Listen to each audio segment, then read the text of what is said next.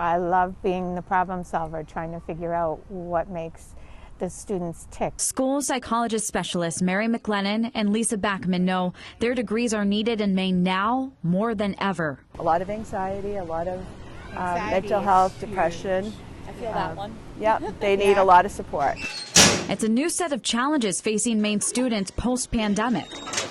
And they're coming in to our schools as kindergartners with those diagnoses. The increase in need comes as Maine schools are facing a problem of their own, a lack of qualified psychologists. The National Association of School Psychologists recommends one school psychologist for every 500 students.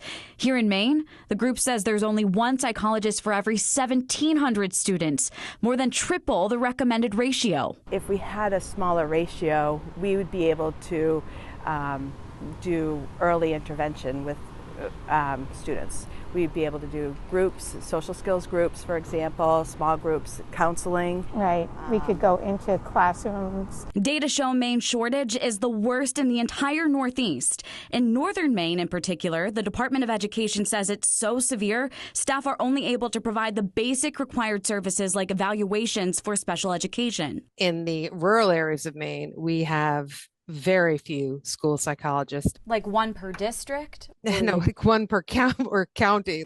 Leaving little time for the general student population's mental health needs. There's shortages and we need to figure out ways to fill it. So why is Maine so far behind? One reason is pay. According to the DOE, our neighboring states offer school psychologists $10,000 to $20,000 more per year. But the I-Team found it's not just about money.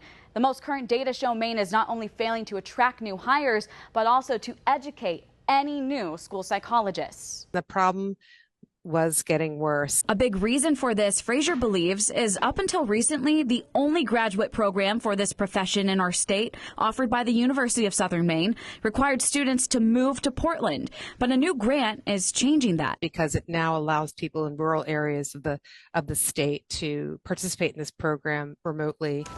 The hope is that these students, already rooted in their community, will choose to stay. There's 100% job placement for school psychologists in Maine who exit this program. While they wait for those graduates, Backman and McLennan are determined to keep pushing forward. We want our students, all the students in Maine, to be successful in the classroom and out in the community.